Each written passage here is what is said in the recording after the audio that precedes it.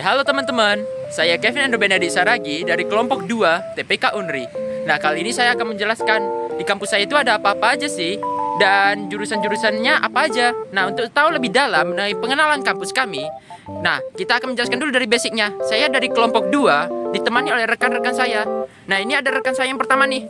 Ayo, bro. Halo, nama saya Pankrasius Surya dan saya sekarang sedang berkuliah di TPK. Betul sekali, mantap. Oke, lanjut. Ada rekan saya lagi nih. Halo rekan-rekan, perkenalkan nama saya Indah Permatasari dari TPK Unri. Nice. Lanjut nih, ada teman saya yang sedang asik sendiri nih. Halo, Anugrah Valencis. Wih, cool sekali ya teman-teman ya. Mantap. Lanjut terakhir, ada rekan saya. Halo, perkenalkan nama saya William dari TPK Unri. Wah, oke, itu aja untuk pengenalan dari kelompok 2. Nah, selanjutnya kita akan menjelaskan nih program studi kami, jurusan kami, dan lain sebagainya. Untuk tahu lebih dalam, stay tune ya teman-teman. Universitas Riau merupakan salah satu perguruan tinggi terbaik di kota Pekanbaru. Universitas Riau juga memiliki 2 kampus di Pekanbaru. Yang pertama ada di Bina Widya dan yang kedua ada di Universitas Riau juga dikenal sebagai kampus biru langit yang memiliki 11 fakultas dan menyelenggarakan program sarjana, pasca sarjana, profesi, dan juga diploma. Nah, ada 10 fakultas tuh. Ada FISIP, FEB, FKIP, Fakultas Perikanan, FMIPA, Fakultas Pertanian, Fakultas Teknik, dan di Gobah ada Fakultas Hukum, Kedokteran, dan Keperawatan.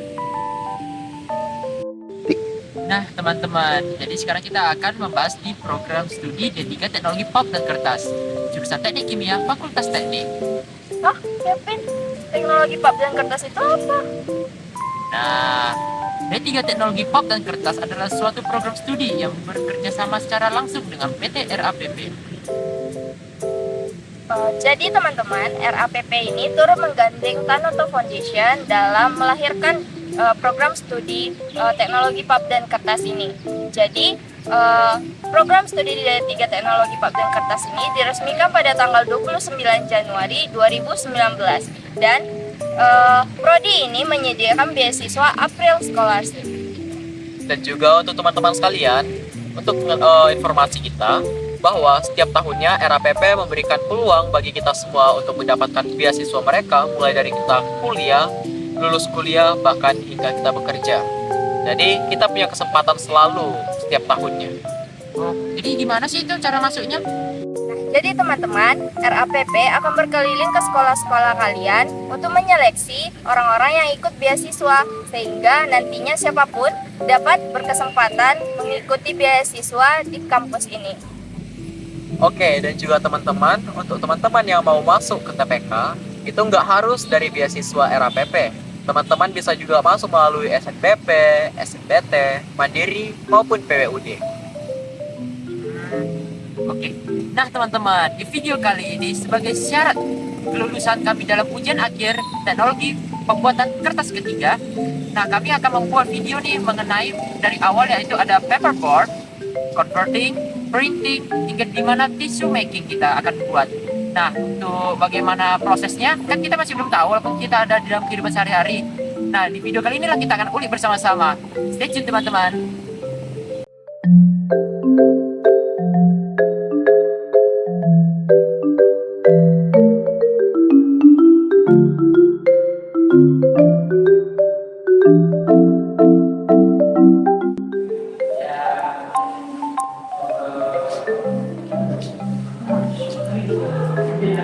Bagus juga bannernya ini. Iya kan, Fit? Kayak cocok buat promosi-promosi terus ngasih-ngasih info penting soal kampus dan suatu produk tertentu kayak gitu. Nah, tujuannya emang untuk promosi, Balen. Kirain nggak tahu, Fit. Tapi bikin banner kayak gini nih kayak gimana sih? Ini juga ya, kalau aku pikir baik-baik, dia kan bannernya buat dari bahan yang khusus juga kan sih? Ngapain kalian ada banner gitu, Ben? Iya, kami baru kepikiran tadi kan. Ini banner ini terbuat dari bahan apa gitu. Oh, mau tahu cara buat banner ini ya? Oh, ini biar kita tahu ini. Yuk.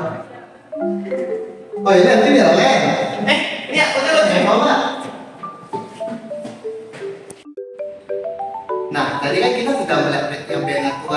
Jadi banner itu bertujuan sebagai media promosi dari konten agar orang tuh tertarik untuk melihat produk mereka.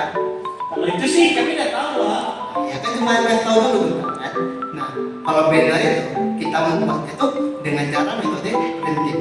Kalian tahu nggak sih metode printing itu gimana? Metode printing itu kalau nggak salah sebenarnya metode percetakan untuk mendapatkan hasil cetak yang dengan warna beragam. Nah, itu tahu kan?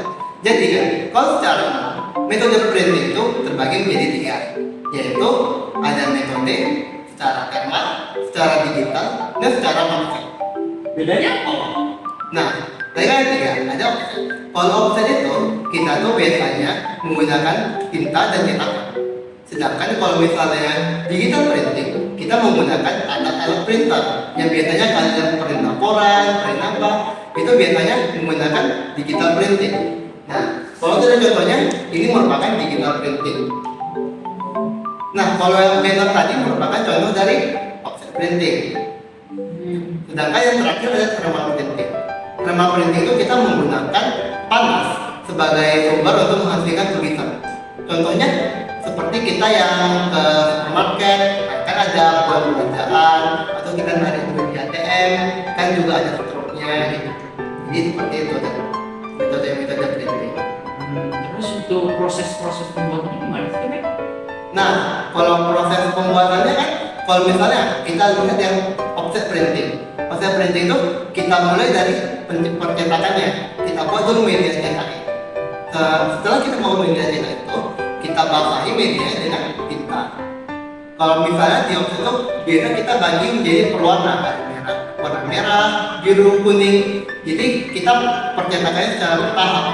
Jadi setelah kita sudah basahi, jadi ada kertas itu lurus saja melewati pelat tersebut sehingga menghasilkan percetakan secara offset.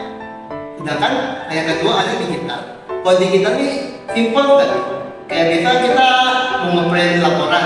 Nah, tahu kan gimana? Nah, bisa kita buat dulu laporannya, kita baca print, kita pilih printer yang kita mau, baru kita cetak. Nah, itu merupakan metode yang sangat simpel. Kalau misalnya yang thermal tuh biasa kita sudah ada data ya. Jadi misalnya kalau kita dari ATM gitu, nah kita kan bisa melihat jumlah kayak yang berapa yang kita tarik. Kita kan sudah ada data, jadi bisa terprint secara otomatis. Jadi, terus aku mau tahu dong nih sedikit nih tentang keuntungan dan kerugian dari printingnya ini. Oh, keuntungan. Nah, misalnya yang offset tuh kita lihat yang banner tadi, bentuknya besar. Jadi, secara keuntungan kita dapat mencetak secara besar. Ukurannya lebih besar daripada semua. Misalkan kayak misal kekurangannya. Yang kekurangannya tuh kita percetakannya itu lambat. Jadi kita nggak bisa langsung cepat-cepat gitu. Kita butuh waktu untuk percetakan itu. Nah, kalau yang digital, dapatnya nih kertasnya cuma kecil ya, tapi ya gampang gitu, gampang, cepat. Habis itu sedangkan thermal tuh ukurannya lebih kecil lagi, jadi dia nggak bisa banyak-banyak. Sedangkan kelebihan dari thermal tuh dapat dilihat kita nggak butuh tinta, kita cuma butuh sumber panas.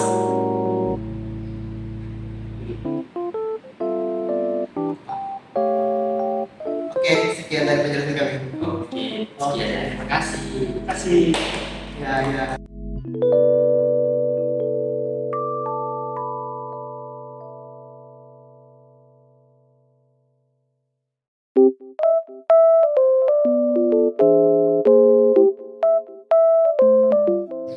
Nah, jadi teman-teman, pada proses tisu terdapat 3 tahapan. Yang pertama ada paper milk, yang kedua ada converting, dan yang ketiga ada rewinder. Nah, jadi sebelum masuk ke 3 tahapan ini, pertama yang harus kita lakukan adalah pemilihan bahan baku, di mana pemilihan bahan baku ini akan menentukan kualitas dari hasil produksi kita nantinya. Nah, jenis-jenis dari bahan baku ini terdapat beberapa. Yang pertama ada virgin pulp, serat panjang dan serat pendek, kemudian ada block, ada WOS, ada CTMP, dan yang terakhir ada CPO.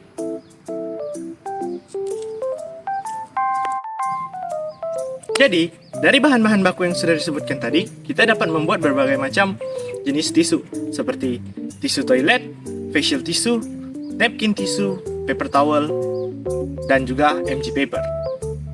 Baik, pertama-tama tadi kita sudah tahu kita ada menggunakan beberapa bahan baku seperti NBKP, LBKP, CTMP sebelumnya. Nah, setelah kita memasukkan bahan baku tersebut, langkah selanjutnya kita akan melakukan proses yang namanya pulping.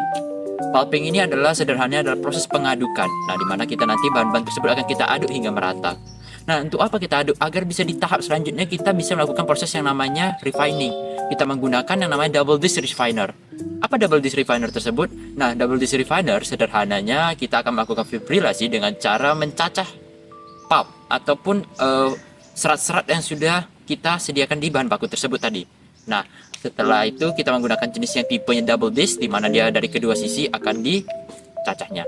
Nah, jadi setelah kita lakukan fibrilasi, kita sudah dapatkan fiber-fiber tersebut. Nah, selanjutnya baru kita bisa olah untuk apa sih bang? Untuk bisa buat yang namanya tisu. Nah, tisu ini kenapa harus kita fibrilasi? Agar kita bisa atur kelembutan dari produk kita tersebut. Terima kasih. Nah, dari pemilihan bahan baku yang sudah disebutkan tadi, apa sih yang perlu kita perhatikan dalam membuat tisu ini?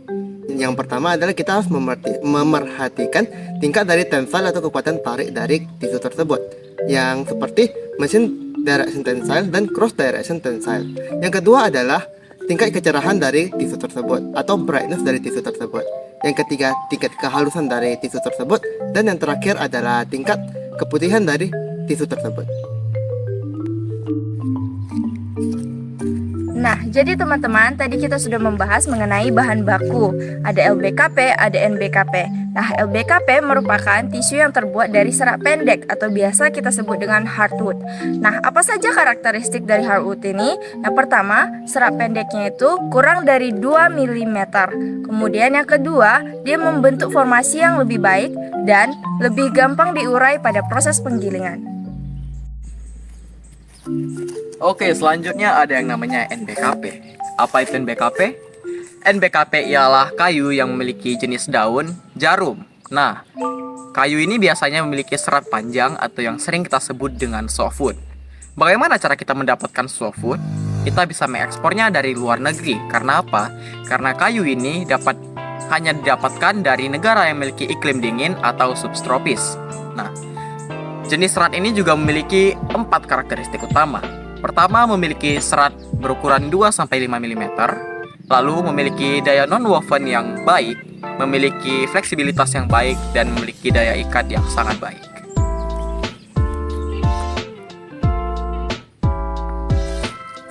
Nah, selanjutnya kita akan membahas mengenai waste paper. Apa sih waste paper itu? Waste paper merupakan kertas bekas yang digunakan dalam pembuatan industri tisu. Bahkan, kita sekarang dapat menggunakan 100% dari kertas waste paper untuk membuat tisu tersebut. Namun dengan syarat sesuai dengan prosedur yang sudah ditentukan dari pabrik tisu tersebut. Nah, ada beberapa keuntungan yang dapat kita dapatkan dalam membuat tisu dari kertas waste paper. Yaitu, adapun diantaranya adalah biaya lebih murah, lebih hemat bahan baku dari menggunakan serat alami, investasi pengolahan yang lebih baik, dan lain sebagainya.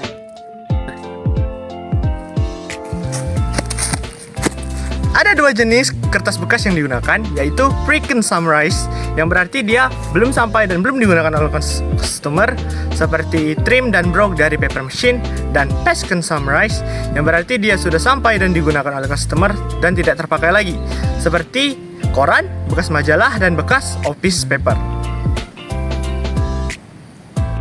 Nah, teman-teman, tadi kita sudah membahas mengenai jenis-jenis dari tisu. Ada tisu toilet, ada tisu facial, ada tisu napkin, dan lain sebagainya. Nah, apa sih tisu toilet? Tisu toilet pasti teman-teman sudah tidak asing lagi. Biasanya tisu toilet berada di WC. Nah, tisu ini berlapis 2, berbentuk roll dengan tinggi kurang dari 10 cm. Lalu, diameternya bervariasi tergantung dengan jenis tisu yang digunakan.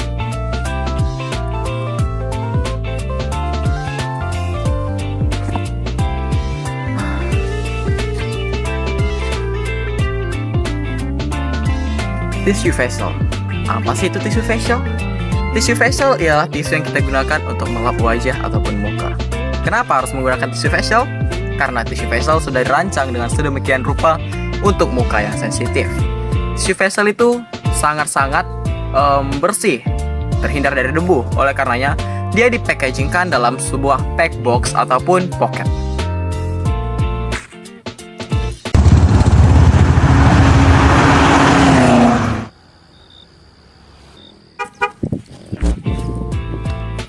Oke, sekarang kita akan membahas mengenai tisu selanjutnya, yaitu tisu napkin. Nah, apa sih itu tisu napkin? Tisu napkin ini sederhananya tisu yang biasa kita pakai untuk mengelap meja ataupun ruang-ruangan yang berasal dari dapur, hasil dari noda-noda makanan. Nah, tujuan utamanya ya untuk biasanya kertas tisu tersebut itu mempunyai daya serap terhadap noda yang cukup tinggi. Jadi biasanya dipakai untuk mengelap noda-noda makanan. Tisu towel atau tisu masak memiliki karakteristik berupa tekstur yang kuat dan daya serap yang tinggi. Daya serapnya bahkan 2 kali lebih cepat dalam menyerap minyak dan air. Oleh karena itu, dia juga sering disebut dengan tisu gorengan. Tisu masak memiliki beberapa kegunaan seperti dapat menyerap minyak dan aman bersentuhan dengan makanan. Oleh karena itu, dia cocok untuk menjadi pengganti koran atau kertas untuk menjadi alas gorengan. Selain itu, tisu ini juga dapat membersihkan dapur dari noda dan juga cipratan minyak. Nah, selanjutnya adalah tisu MG. Tisu MG memiliki fungsi yang hampir mirip dengan tisu napkin, di mana kita menggunakannya di alas-alas meja makan. Namun, lebih spesifiknya, tisu MG biasanya kita gunakan sebagai alas-alas pada gelas di meja makan sebagai hiasan. Mengapa kita menggunakan tisu MG tersebut? Karena tisu MG memiliki sifat yang kaku, hasil emboss yang lebih jelas, sehingga akan tampak lebih bagus jika kita jadikan sebagai hiasan, serta mudah dilipat.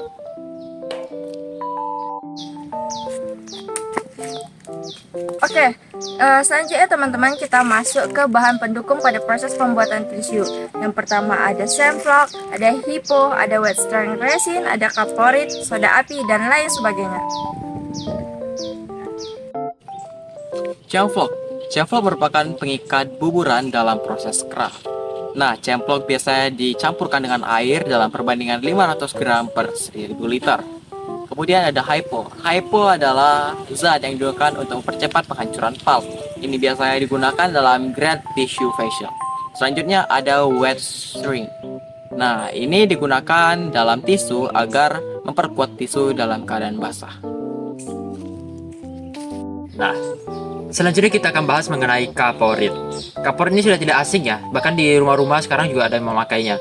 Nah, gunanya apa? Gunanya kaporit itu untuk membunuh kuman. Nah, sederhananya kita pada saat ingin menggunakan tisu yang kita ingin cari itu kan apa? Tisu yang bersih dan bisa untuk mengelap, kalau nggak untuk badan. Ada yang dipakai napkin untuk ruang makan, ataupun ada tisu toilet. Nah, itu kan dibutuhkan tingkat kebersihan dari si tisu tersebut tetap terjaga. Itulah guna kaporit untuk mematikan kuman-kuman tersebut, agar tisu yang kita gunakan dapat bisa digunakan untuk badan kita ataupun ke bagian daerah yang sensitif seperti makanan dan bagian tubuh yang sensitif juga. Nah, selanjutnya adalah amipe. Mengapa kita menggunakan amipe? Karena kita menggunakan bahan baku virgin pulp. Oleh karena itu, amipe berfungsi sebagai penghilang getah pada bahan baku virgin pulp, di mana virgin pulp merupakan jenis bahan baku yang terbuat dari kayu alami. Selanjutnya adalah amisoft, di mana yang berfungsi sebagai pelembut tisu, sebagai untuk tisu yang berjenis facial tisu dan tisu toilet. Yang ketiga adalah pergasol, yaitu di mana berfungsi sebagai untuk pewarna tisu yang kita gunakan pada pulper. Biasanya pergasol kita gunakan dalam membuat tisu jenis MG. Next up, kita punya biocide atau bactericide, yang merupakan bahan kimia yang ditambahkan pada white water atau stock untuk menekan pertumbuhan slime yang terjadi karena adanya fraksi padatan. Jika deposit yang terdapat di dalamnya terikut, maka akan muncul spot atau noda-noda pada lembaran.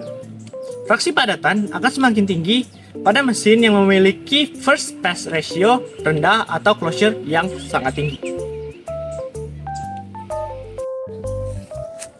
Oke, selanjutnya masuk dalam tahap tisu paper mill, di mana pulp akan dialirkan searah mesin, kemudian pulp akan dikeringkan dalam proses yanti dryer. Cara pengeringannya ialah dengan mendistribusikan pulp ke dalam tangki yang memiliki permukaan panas. Kemudian dari tangki permukaan panas ini akan didistribusikan kembali menggunakan bantuan dari Dr. Blend. Yuk, selanjutnya kita akan masuk ke proses refining, di mana pada proses refining merupakan proses penggilingan dari pulp yang kita gunakan.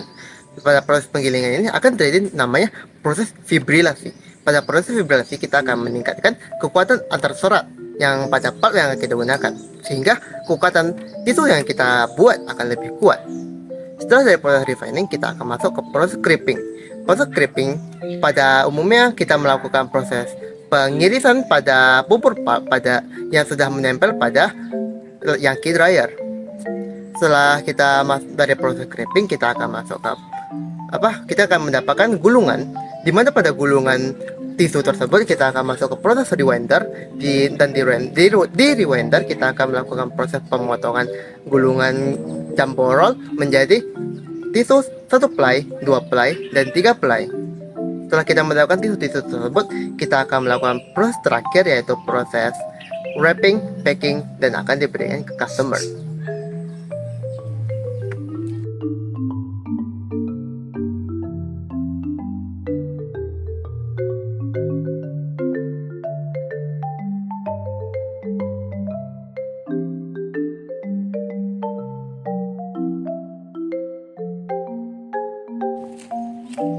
Pin, sibuk gak Pin?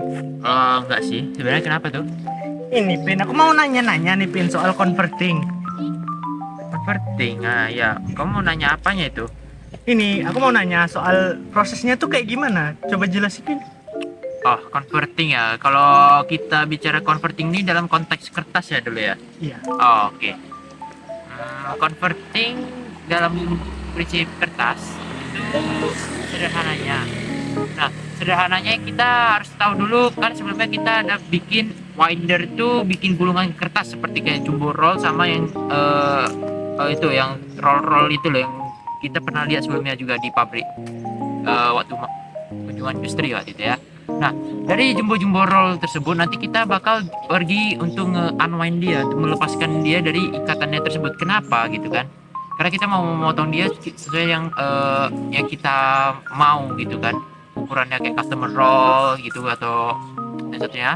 Nah, jadi untuk dapat yang kita inginkan yang mau kita converting itu, nah kita setelah kita unwind, kita potong dia ukurannya mau seberapa besar kan itu pakai sliter. Nah itu ukur dia kan kita potong sesuai yang kita mau. Biasanya sih dipotong jadi kecil dia sih karena customer roll tuh ukurannya lebih kecil tuh biasa. Terus pakai BCTMP pulp tuh biasa. Nah kita lanjut setelah kita sliter terpotong dia, kita masukkan dia ke dalam drum gitu ya, ke roll drum di drumnya itu nantilah dia berputar dengan kecepatan tertentu gitu untuk menggulung. Nah jadi kita gulung kertas yang roll yang baru gitu loh ya, kita buat yang baru. Jadi itulah setelah kita unwind, kita potong, kita gulung jadi yang roll baru. Nah itulah yang produk yang mau kita dapatkan itu. Panjang juga ya prosesnya? Ya sebenarnya betul lah ya. Nah Valen, ini masih ada sebenarnya tahap selanjutnya lagi itu kita bakal yang kita udah taruh di drum winder tadi itu udah kita gulung tuh. Nah kita bakal pindahkan dia ke kicker ya, small roll kicker, dimana kita yang sudah jadi nih hitungannya udah kita roll tuh tendang jatuh. Kalau bisa jangan terlalu jauh ya dari posisi lantai karena bisa bikin retak lantainya itu kan atau hancur gitu kan. Nah apalagi berat dia itu kan. Nah jadi kita bakal taruh kurang lebih 5-10 cm dari atas lantai ya gitu kalau nggak salah. Nah lanjut jatuh dia, udah jatuh kita bakal rewinder dia itu. Rewinder jadi apa? Jadi gulungannya lebih besar lagi. Kenapa? Karena kita mau buat dia untuk jadi produk final ya gitu ya, untuk yang jadi lebih berkualitas tinggi. Nah jadi lebih mudah juga di rewinder ulang ya gitu. Nah sebenarnya masih ada sedikit lagi, tapi ini biasa untuk ke yang folio paper gitu ya. Nah di folio paper tuh konsepnya sama sih, kita unwind dulu yang tadi sudah jadi itu. Nah kita unwind, lepas dia, kita masukkan dia ke sled reel conveyor. Nah di situ dia bakal yang namanya conveyor tuh kan dia kayak jalur gitu ya, dia dibawa. Nah dibawa ke mana gitu kan, dia dibawa ke stage kita yang selanjutnya nih. Nah stage-nya ini apa gitu kan, kita ada yang namanya splashing ya. Nah, itu untuk kayak kalau kita punya reel nih kan udah terjadi gitu kan, ada kemungkinan dia putus, sobek atau apa ya, panjang atau ukurannya tidak sesuai yang kita inginkan. Nah, kita bisa lem dia atau lengketkan kembali. Nah, biasanya itu kalau dia udah putus gitu, kita ada kayak taruh dia kayak selasi ban atau tape gitu ya. Dia di kedua sisinya dilengketkan. Nah, nanti bisa lengket kembali. Itu biasa di bagian konveyor punya, adalah salah satu sisinya itu. Nah, pas dia sudah lengket tuh kan, nah lanjut. Nah, tahap selanjutnya setelah kita lengketkan tuh apa gitu kan, setelah kita dapat tuh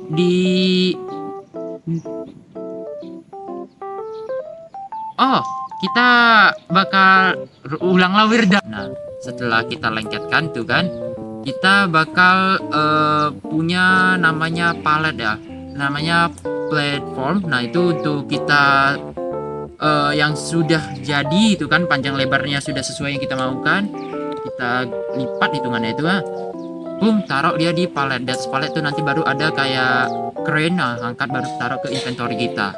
Nah, Mak, panjang kali Pin. Masih ada kah? sebenarnya masih ada lagi, sedikit lagi. Nah, tadi itu kan sedikit lagi tuh palet ya. Kita ada untuk namanya pengecekan, lebih ke pengecekan formasi kertasnya. Nah, kita akan ada namanya decolor. Kita ngecek tuh dia punya kelengkungan kertas. Nah, kertasnya itu bertekuk enggak gitu di waktu kita lewati dia di atas konveyor atau begitu. Nah, kalau dia tertekuk kan kita decolor dulu, luruskan, ratakan. Nah, lanjut kita juga yang namanya pengecekan lagi. Kita cek dia punya ukurannya sudah searah dengan MD gitu kan. Itu pakai yang namanya sliter. Nah, selanjutnya setelah kita ngecek ukuran searah MD dia nih kan, oh rupanya searah CD-nya enggak gitu. Yang pakai potong searah CD itu kita namanya ada cross cutter. Nah, cross cutter nih untuk pengecekan arah potongnya sesuai dengan arah CD, cross direction ya, berbeda lawanan dengan arah mesin. Nah, lanjut setelah kita ada itu, apalagi kita masuk ke gutter mouth ya. Gutter mouth tuh sebenarnya apa gitu kan? Gutter mouth tuh sebenarnya sederhananya sebagai tempat sarana masuk di mana lembaran-lembaran kertas kita tersebut nanti bakal bisa kita cek tuh kan, dia udah betul gak potongannya udah bener, MDCD-nya masih ada lekukannya atau lain sebagainya. Nah, itu. Nah, dan tahap selanjutnya kita bakal tumpuk dia di tempat stacking namanya ya. Nah, kita stack ya agar dia punya lembaran-lembaran kertas tuh bisa lebih rapi gitu ya, dirapikan, di stack. Nah, nanti di atas kita taruh dia di atas palet. Nah, tahap selanjutnya ada namanya pallet magazine. Pallet magazine itu apa?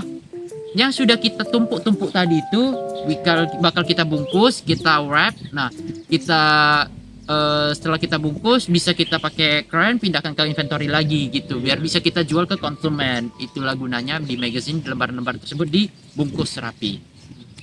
Udah selesai. Banyak ya prosesnya Pin.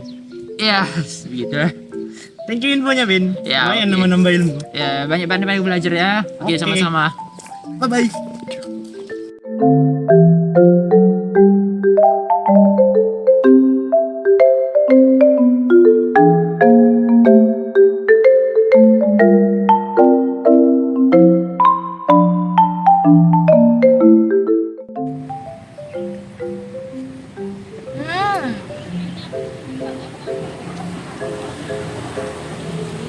Apa nih? Surya. Parfum baru ya kamu Indah? Ya dong. Boleh lihat nggak? Oh,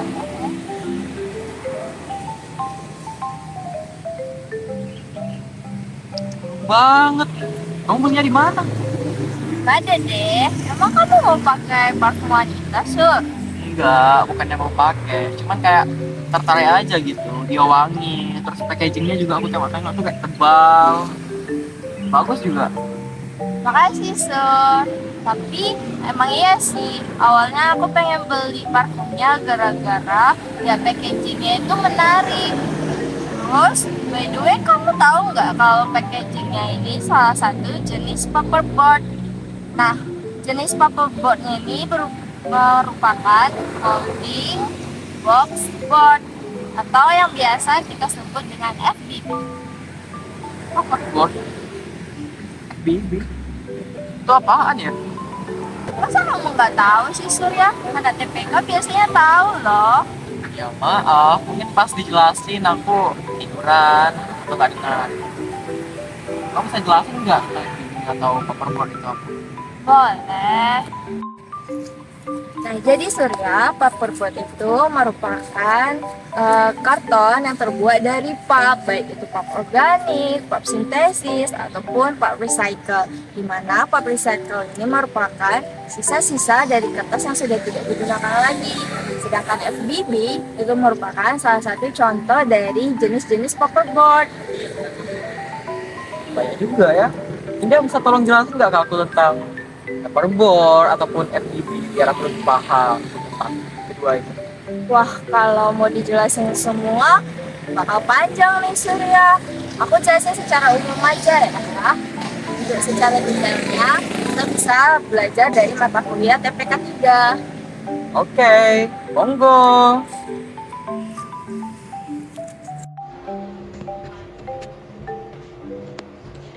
Paperboard ini bisa dibuat dari pulp organik ataupun pulp sintesis sisa-sisa dari produksi kertas yang sudah reject. Nah, di sini aku bakal jelasin di bagian pulp organiknya, biar kamu dan teman-teman yang nonton bisa lebih paham. Jadi, pertama, kayu berbentuk gelondongan akan dipanen dari hutan dan dibawa ke pabrik. Sesampainya di pabrik, gelondongan kayu tersebut dibersihkan menggunakan air terlebih dahulu untuk menghilangkan impurities yang terbawa pada saat proses penebangan. Setelah itu, kayu-kayu akan dimasukkan ke dalam drum debarking. Nah, fungsi debarking ini sendiri yaitu untuk melepaskan kayu dari kulitnya. Jadi, kulit kayunya akan dibawa ke power boiler untuk dijadikan sebagai bahan bakar untuk proses lainnya yang ada di pabrik. Setelah itu, kayu yang sudah dikuliti dimasukkan ke dalam mesin pemotong kayu untuk dipotong menjadi chip kayu.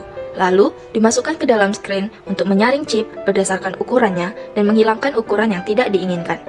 Chip yang berukuran 8 mm sampai 13 mm akan dimasukkan ke dalam digester untuk proses pemasakan chip menjadi bubur kayu atau yang biasa kita sebut dengan pulp. Chip akan dimasak menggunakan temperatur tertentu dengan white liquor sebagai larutan pemasak. Setelah proses cooking, selanjutnya akan masuk ke tahap washing untuk mencuci pulp dari lignin yang terdapat pada kayu. Setelah itu, akan masuk ke proses bleaching untuk diputihkan sesuai dengan permintaan customer. Pulp mekanis siap digunakan, namun prosesnya juga memerlukan pulp kimia. Lapisan dalam dari pulp mekanis menambah kekuatan, sedangkan lapisan luar ganda dari bahan kimia yang diputihkan memberi kertas karton kemampuan mencetak permukaan yang luar biasa dan sifat kekuatan seperti kekakuan. Karton akan dilapisi dengan 4 lapisan dengan cara roll, akan menekan di antara gulungan kertas, lalu masuk ke proses pengeringan secara bertahap menggunakan uap panas untuk mengurangi kadar air yang terdapat pada karton. Lalu paperboard yang sudah jadi digulung menjadi jumbo roll, lalu akan dipotong menjadi gulungan yang lebih kecil lagi. Setelah itu akan dibungkus menggunakan plastik ataupun kraft. Untuk ukuran yang lain dapat ditentukan oleh customer. Wah, jadi gitu ya penjelasan tentang paperboard. Sekarang aku udah mulai ngerti nih gimana gambaran cara buat paperboard, gimana bentuk-bentuknya di paperboard. Makasih ya Indah, udah jelaskan sama aku tentang paperboard. Sama-sama Surya. Oke, untuk teman-teman yang menonton, aku harap juga teman-teman dapat mengerti mengenai apa itu paperboard dan gimana proses pembuatannya. Penasaran untuk proses selanjutnya? Tunggu apa lagi? Luncur! Nah, baik teman-teman, sekian dari video kami. Dari awal sampai akhir video kami sudah menjelaskan mengenai printing, paperboard, converting, dan juga tisu. Semoga bagi teman-teman yang sudah menonton dapat bermanfaat melalui video yang sudah kami jelaskan. Sekian dari kami. Thank you and bye-bye. Semoga teman-teman dapat bermanfaat.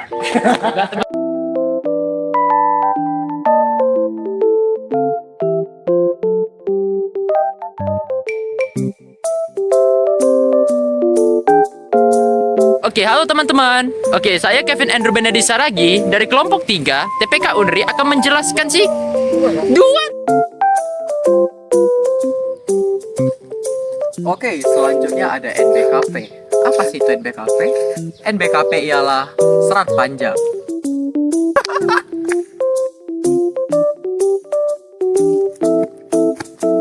dua jenis kertas.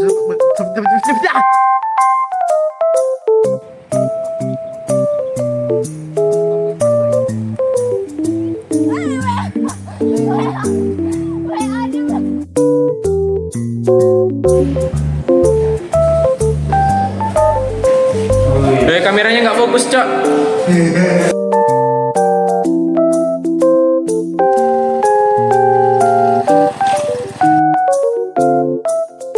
Nah, jadi teman-teman, sekian dari video kami. Kami sudah menjelaskan dari awal sampai akhir video mengenai printing, converting, tissue, paper.